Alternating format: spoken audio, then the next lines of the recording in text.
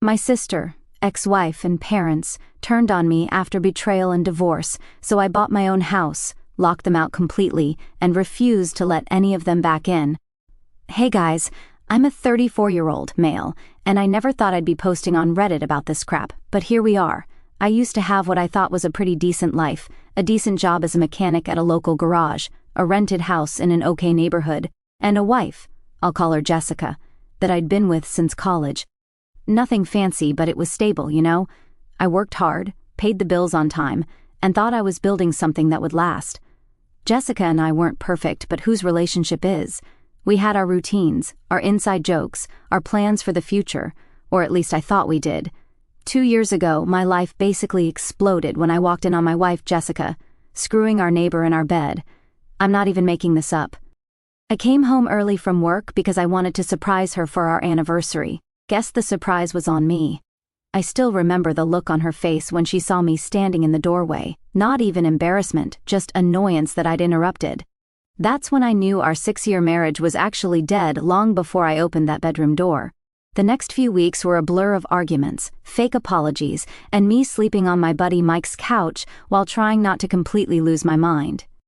Jessica kept saying it was just a mistake and how we could work through this, but then I found texts going back months. This wasn't a one-time thing. She'd been cheating pretty much our entire marriage. The divorce was nasty as hell. She tried to take everything, including the car I'd bought before we even met. Her lawyer was this shark in a suit who kept looking at me like I was dirt. Meanwhile, I could barely afford my lawyer, who honestly seemed more interested in his lunch break than my case. But the worst betrayal wasn't even from Jessica. It was from my sister, Amber, a 29-year-old female. We'd always been close, or so I thought. She's a single mom with 2 kids. I'd always helped her out when times were tough, bought school supplies for my niece and nephew, fixed her car countless times, even paid her rent twice when she was between jobs. And how did she repay me?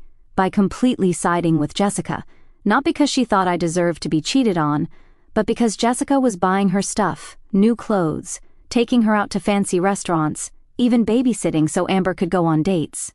And the cherry on top?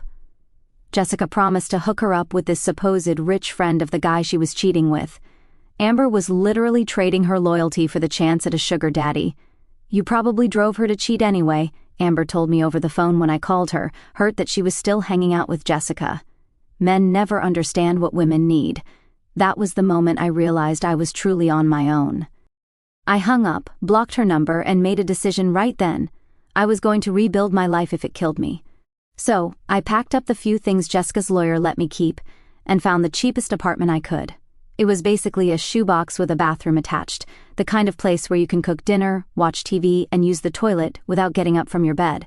Yeah, that's small. I remember sitting on that lumpy mattress the first night, wondering how the hell my life had collapsed so fast. Like, 6 months before, I was married, had a decent place to live, thought my sister had my back, and was actually pretty happy. Now, I was in a crappy apartment that smelled like the previous tenant's cats. My wife was screwing half the neighborhood, and my sister was Team Jessica all the way. The worst part was seeing their Instagram posts.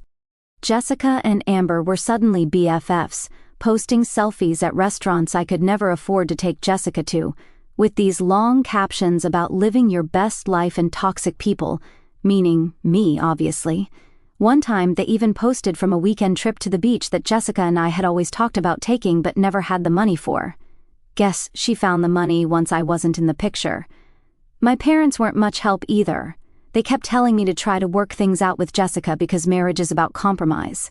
When I told them about catching her literally in bed with another dude, my mom said, "Well, relationships are complicated, honey."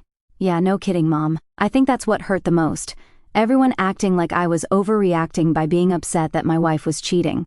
Like I was the unreasonable one for not wanting to stay with someone who had been lying to my face for years. The breaking point came when I ran into Amber at the grocery store about a month after moving into my shoebox apartment.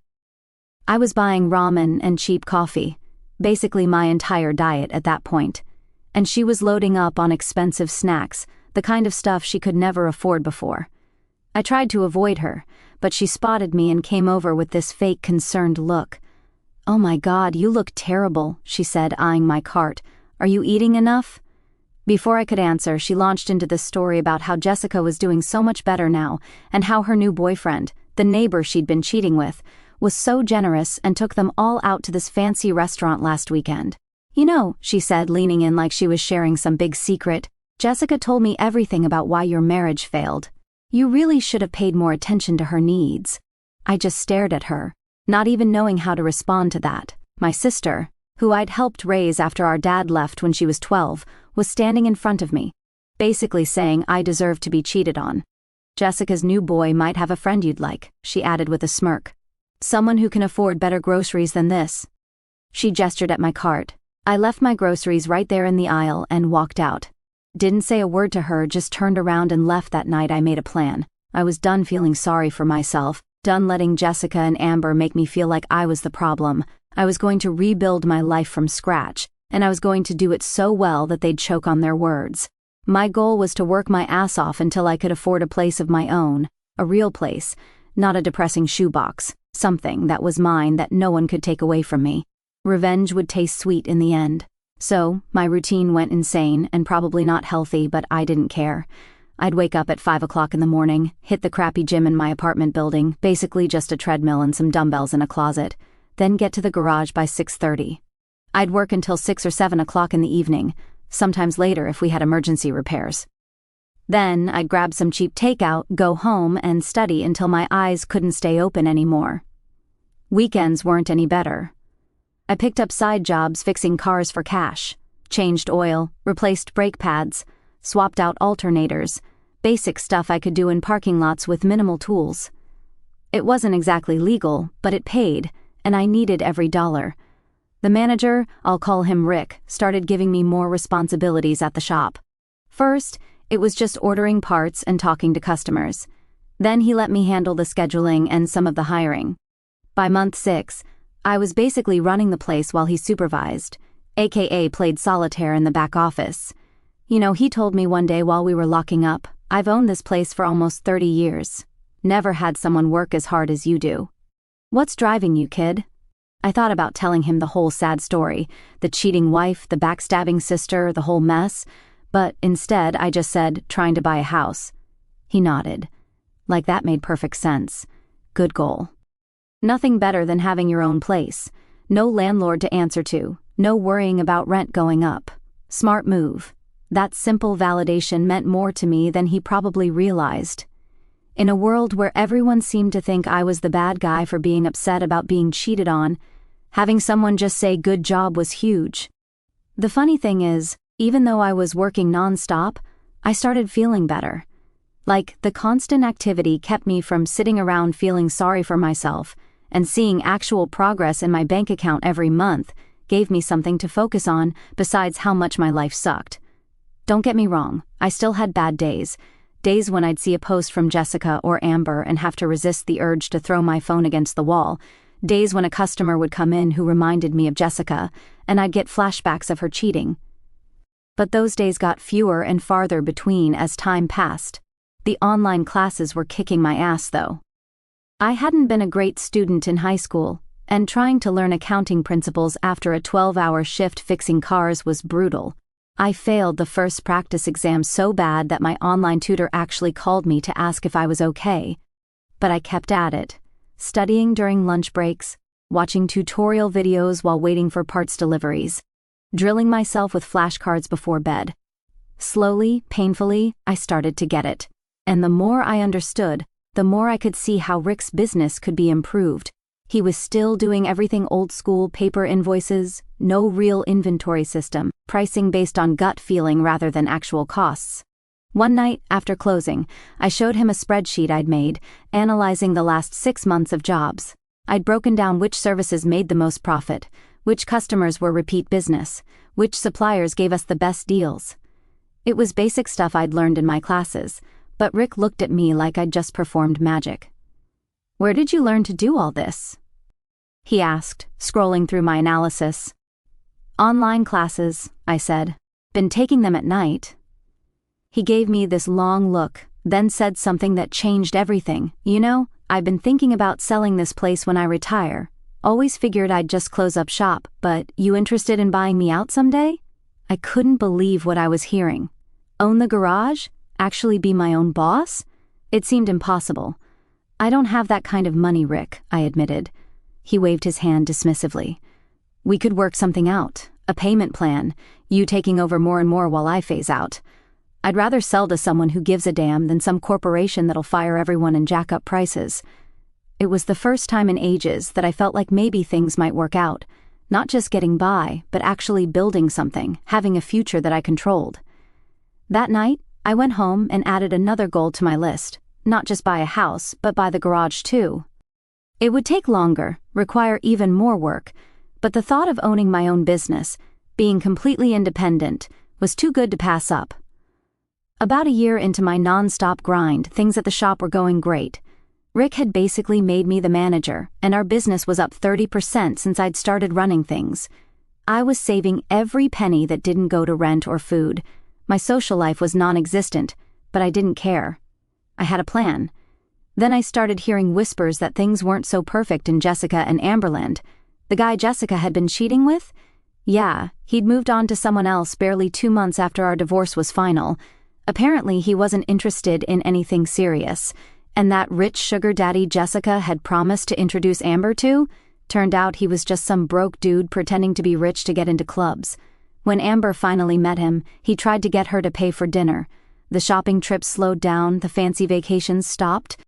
Jessica had blown through most of her divorce money trying to impress her new boyfriend, who'd now ditched her, and Amber, who'd quit her steady job at the insurance office thinking she was about to land a rich guy, was struggling to find work again.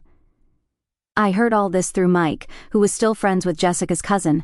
I didn't say anything when he told me, didn't laugh or say I told you so, just nodded and kept working on the transmission I was fixing. But inside, I'm not going to lie, it felt good to know karma was finally showing up. Rick noticed how much effort I was putting in, and offered me a deal I never expected. He wanted to start the process of me buying him out of the business. You're running it anyway, he said. Might as well own it. We worked out a payment plan that would take years, but it was doable. Between that and my savings, I finally had enough for a down payment on a modest house in a decent neighborhood. Nothing fancy, but it would be mine. The day I signed the papers for the house, I immediately got a text from a number I didn't recognize. It was Amber. Somehow she'd gotten a new phone and wanted to reconnect, said she missed her brother and how family should stick together. I didn't respond. I was too busy planning my move. Then, one Saturday, I was at the shop late, finishing up a complicated engine rebuild, when Rick came in. He usually didn't work weekends, so I was surprised to see him.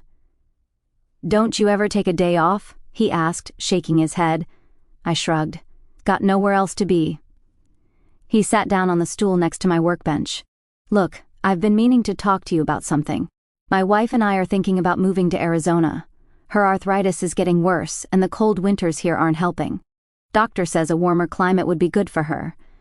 My heart sank. Was he selling the garage to someone else after all my hard work? So, what happens to the shop? I asked, trying to keep my voice casual. He looked at me like I was an idiot. That's what I want to talk about. I'm ready to accelerate our plan. Instead of the 5-year buyout we discussed, I want to do it in 2. You take over as owner at the end of the year. We work out a payment schedule you can handle, and I head west for some sunshine. I couldn't believe what I was hearing. It was happening way faster than I'd expected. I don't know if I have enough saved for that kind of down payment yet, I admitted. I just put most of my savings toward the house. Rick waved his hand. We'll figure it out. You've already increased business by 30%. The place is worth more with you running it anyway. Maybe we adjust the percentages a bit. You get a bigger cut of the profits now, but more of that goes toward your ownership stake. We spent the next hour working out the details. By the time he left, we had the outline of a deal that would make me the owner of Rick's Auto Repair by Christmas. It wasn't perfect. I'd be stretching myself financially for a couple of years, but it was doable, and the thought of owning my own business before I turned 35, that was worth the risk. As I was locking up the shop, my phone buzzed with another text from Amber. This one was less friendly than the first. Seriously, you're just going to ignore me after everything I've done for you? Real mature, bro. I snorted. Everything she'd done for me? like trash-talking me to my ex-wife, like mocking my pain while I was at my lowest point, like choosing Jessica's empty promises over her own brother. I typed out about 5 different angry responses, deleted them all, and finally settled on, busy with work. Talk later. It was non-committal enough that she couldn't accuse me of ignoring her, but vague enough that later could mean basically never. I had no interest in letting Amber back into my life just because her meal ticket had disappeared. When I got home to my crappy apartment that night, I looked around at the packed boxes and cheap furniture and felt something I hadn't experienced in a long time: pride. In just a few days I'd be moving into my own house. In a few months, I'd own my own business, and I'd done it all by myself, while the people who were supposed to love me had been betting on my failure. And because nothing in this life is perfect, the next morning, I got a call from the real estate agent. The seller was trying to back out, claiming they got a better offer. My stomach dropped, but the agent reassured me the contract was airtight. It would just delay closing by a couple of weeks while their lawyer set them straight. Annoying, but after the year I'd had, one more obstacle wasn't going to stop me. 3 days before I was set to move into my new place, there was a knock at my apartment door. I wasn't expecting anyone, and the few friends I had left knew I was busy packing. I opened the door to find Amber standing there, looking nothing like the confident woman who'd mocked me at the grocery store a year ago. Her hair was a mess, her clothes were wrinkled, and she had this desperate look on her face that I recognized. It was the same look she used to have before asking me for money. "Hey, stranger," she said, trying to sound casual. "Can I come in?" I didn't move from the doorway. "What do you want, Amber?" She forced a laugh. "Can't a sister just visit her brother? It's been forever." "Yeah, about a year since you came to the grocery store to brag about Jessica's diamond bracelet," I said, crossing my arms. Her fake smile dropped. "Look, I made some mistakes, okay? I was stupid. Jessica fed me all these lies about you, and I believed her. I'm sorry." I laughed. "Where's Jessica now? Still buying you stuff?" Amber's eyes dropped to the floor. "We're not really hanging out anymore. She's going through some stuff. That means Jessica wasn't useful to her anymore." I sighed. "Again, what do you want, Amber?" That's when she noticed the boxes behind me. "Are you moving?" "Yep." "Bought a house. Closing was last week." Her eyes lit up, like I'd just offered her a winning lottery ticket. "A house? That's amazing. How many bedrooms?" And there it was. I could see the wheels turning in her head. 3, I said, knowing exactly where this was going. "That's perfect," she exclaimed way too enthusiastically. "Because, well, I'm kind of in a situation. My landlord's selling the building, and we have to be out by the end of the month. The kids and I have been looking, but you know how crazy rent is these days." I just stared at her, waiting for her to get to the point. "So I was thinking," she continued, "maybe we could help each other out. The kids and I could move in with you. We wouldn't be any trouble. I could help with bills once I find a new job, and the kids would love having their uncle around." The audacity was actually impressive. After everything, the betrayal, the mockery, the complete dismissal of my pain, she really thought she could just show up and get a free place to live. "No," I said simply. Her smile faltered. "What do you mean, no?" "I mean, no. You can't live with me. Not now, not ever." She switched tactics immediately, her eyes welling up with tears. "But the kids, they have nowhere to go. We might end up in a shelter. Is that what you want? Your own niece and nephew homeless because you're too selfish to help?" That's when I lost it. Not by yelling or slamming the door, but by laughing. I couldn't help it. The sheer manipulation was so transparent. "Where were you when Jessica was screwing around behind my back?" I asked. "Where were you when I was sleeping on Mike's couch, when I lost my house, my savings, my marriage? Oh right, you were shopping with the woman who destroyed my life." Laughing about what a loser I was, her face went pale. I didn't mean." I started to close the door, but she stuck her foot in the way. "Please," she begged, real desperation in her voice now. "I have nowhere else to go. Mom and Dad won't help. Jessica's ghosting me. And my friends, they can't take us in." "That sounds like a you problem," I said, echoing the exact words she'd said to me when I told her Jessica had taken most of our joint account before I could freeze it. I moved her foot and closed the door. For about 5 minutes she stood out there, knocking and calling my name. I ignored her completely, going back to packing boxes like she wasn't even there. Eventually she gave up and left. I thought that would be the end of it. I should have known better. The next day, my phone started blowing up with texts and calls, not just from Amber but from my parents too. Apparently, Amber had gone straight to them with some sob story about how I was refusing to help her and the kids in their time of need. My mom's voicemail was classic guilt trip material. I raised you better than this. Family helps family. I can't believe you would let your sister and those poor children suffer when you have a whole house to yourself. Never mind that my parents had barely reached out during my divorce. Never mind that they'd suggested I try to work things out with Jessica even after I told them about the cheating. Never mind that they'd done absolutely nothing to help me when I was the one in crisis. My dad's message was worse, son. I'm disappointed in you. A man takes care of his family. Your sister needs help, and you're in a position to provide it. That's your responsibility as her brother. I hadn't heard from my dad in months, and this was what finally got him to call, telling me I wasn't being man enough because I wouldn't let my backstabbing sister move into the house I'd worked my ass off to buy. I didn't respond to any of them. Instead, I focused on finishing my packing and coordinating with the moving company. I had taken the day off from the garage specifically to get everything ready for the move, and I wasn't going to waste it dealing with family drama. Then came the text that really set me off. It was from Jessica. Yeah, my ex-wife, the woman who cheated on me for most of our marriage, thought she had the right to weigh in. I know we're not on the best terms, but I'm really worried about Amber and the kids. She says you bought a house with plenty of room but won't help them. That doesn't sound like the man I married. Please reconsider. The hypocrisy was so stunning I had to read it twice. I finally broke my silence with a single reply. The man you married no longer exists. You killed him. Do not contact me again. Then I blocked her number. By that evening, the messages from my family had taken on a more threatening tone. My mom was now saying she was going to have to get involved if I didn't do the right thing. My dad mentioned something about coming over to talk some sense into me.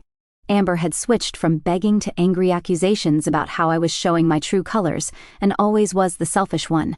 I didn't care anymore. Let them come. Let them threaten. I was done being the family doormat.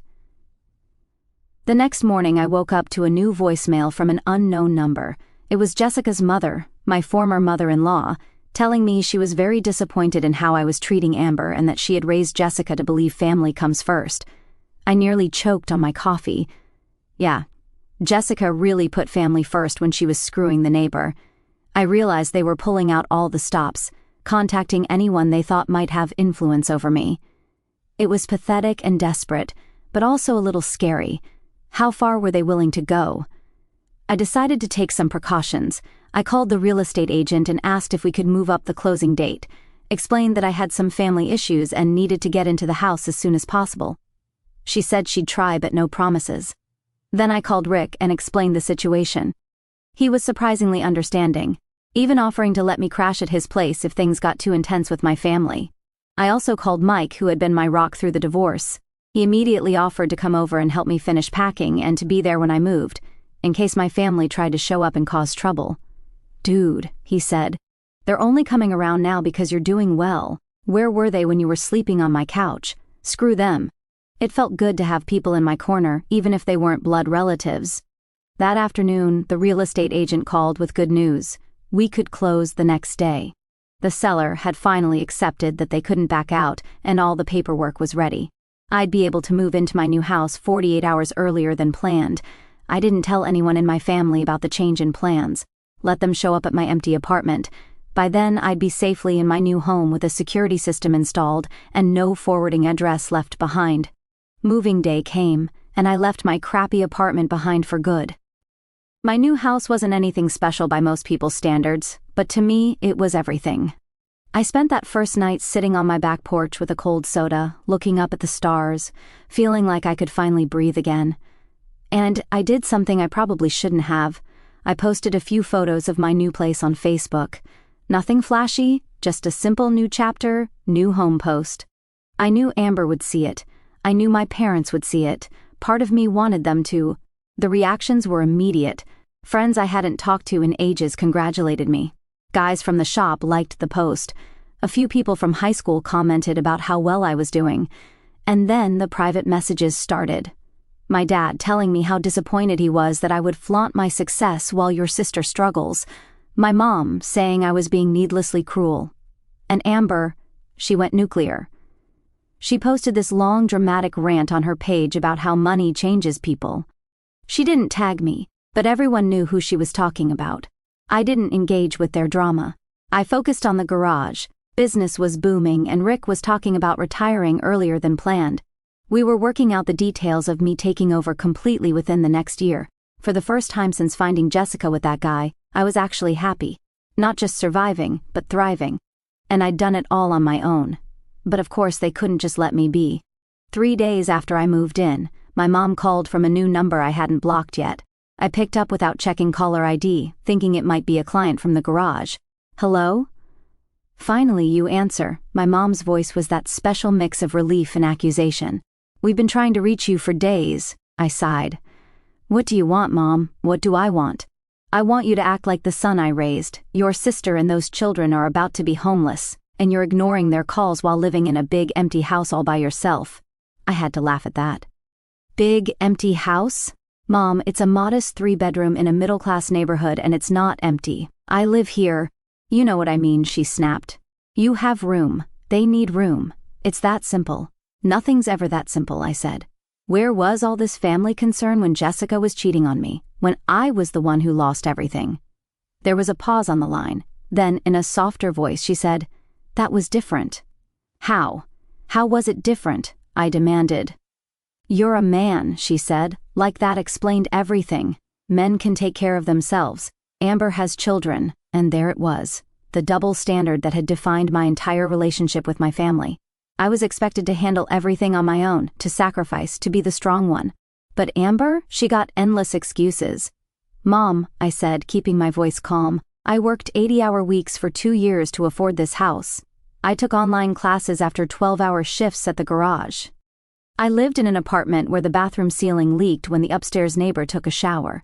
I did all that by myself, without help from anyone, especially not my family. So, no, Amber can't live with me. She made her choice when she sided with Jessica, and now she can deal with the consequences. She made a mistake, my mom insisted. People make mistakes. Yeah, they do, I agreed. And sometimes those mistakes have consequences that can't be fixed with a simple, sorry. This is one of those times, so you'll punish the children too? They didn't do anything wrong. It was a low blow using my niece and nephew against me. I loved those kids, even though I hadn't seen them much since the divorce. But I knew what would happen if I let Amber move in. She'd never leave, and eventually, I'd end up supporting all 3 of them while she went back to her old ways. The kids have grandparents with a 4-bedroom house, I pointed out. Why aren't they moving in with you and Dad? Another telling pause. Your father and I are too old to have children running around. We need our peace and quiet. They wanted to use my house as a dumping ground for Amber's problems so they wouldn't have to deal with them. Well, I need my peace and quiet too, I said. After the past 2 years, I've earned it. This isn't over, my mom warned before hanging up. She was right about that, at least. It wasn't over, not by a long shot. The next day, I came home from work to find Amber's car parked in my driveway. She was sitting on my front porch with her kids, surrounded by suitcases and garbage bags full of clothes. What the hell is this? I asked as I got out of my truck. We got evicted, she said, loud enough for the neighbors to hear. We have nowhere else to go. The kids looked confused and tired. I felt bad for them, but this level of manipulation made my blood boil. So you thought you'd just show up at my house with all your stuff without even asking? I said. You wouldn't let your own niece and nephew be homeless, she said defiantly. I took a deep breath. Amber, this isn't going to work. I'm not letting you guilt me into this. Take the kids to Mom and Dad's. They won't take us, she admitted. They said they're too old for kids. Then call Jessica, I suggested. You two were best friends, remember? Shopping buddies, she can put you up. Amber's face darkened. Jessica and we're not really talking anymore. Shocking, I muttered. Look, I feel for the kids, I really do, but you can't stay here. You're a real piece of work, Amber spat, acting all high and mighty because you've got a house now. Newsflash, you're still the same loser Jessica cheated on. No wonder she couldn't stay faithful. Who would want to be with someone so selfish and cold? And just like that, any guilt I might have felt vanished. That was the real Amber. The one who had mocked my pain, who had chosen Jessica over her own brother, who was now trying to manipulate me using her children. "Get off my property," I said coldly. "Now or I really will call the cops." She must have seen something in my face that told her I meant it because she started gathering up her bags. "Come on, kids," she said loudly. "Your uncle doesn't want us. We'll figure something out on our own, like we always do." A week after Amber's little stunt on my porch, I thought things would finally settle down. I had my house, my business, my peace. But people like her and Jessica, they don't go down without one last desperate attempt. I knew better, so I took precautions. The morning after Amber's stunt on my porch, I went straight to the county clerk's office and filed for a no trespass order against her. The process was easier than I expected. Turns out, when someone shows up with bags and kids trying to force their way into your home, that's actual grounds for concern. The police officer I spoke to said I had enough evidence to enforce it immediately. She also suggested installing cameras in case Amber tried anything again, so that's exactly what I did. By noon, I had security cameras covering every inch of my property, with motion alerts sent straight to my phone. Let Amber try another sob story ambush, I'd have the cops at my doorstep before she could get comfortable. But then Jessica showed up out of nowhere. It was late, close to midnight, and I was just getting home from the garage. My porch light caught the figure sitting on my front steps, arms wrapped around herself. It took me a second, but when she looked up, I recognized her. Jessica. She looked terrible, nothing like the put-together woman who used to flaunt new jewelry on Instagram while mocking me behind my back. Her hair was a mess, she had bags under her eyes, and she looked smaller somehow, like life had finally knocked her down a few pegs. "Matt," she said, her voice weak. "I didn't know where else to go." I laughed at the sheer audacity. "Not my problem," I said, stepping around her to unlock my door. "Please," she said, standing quickly. Just talk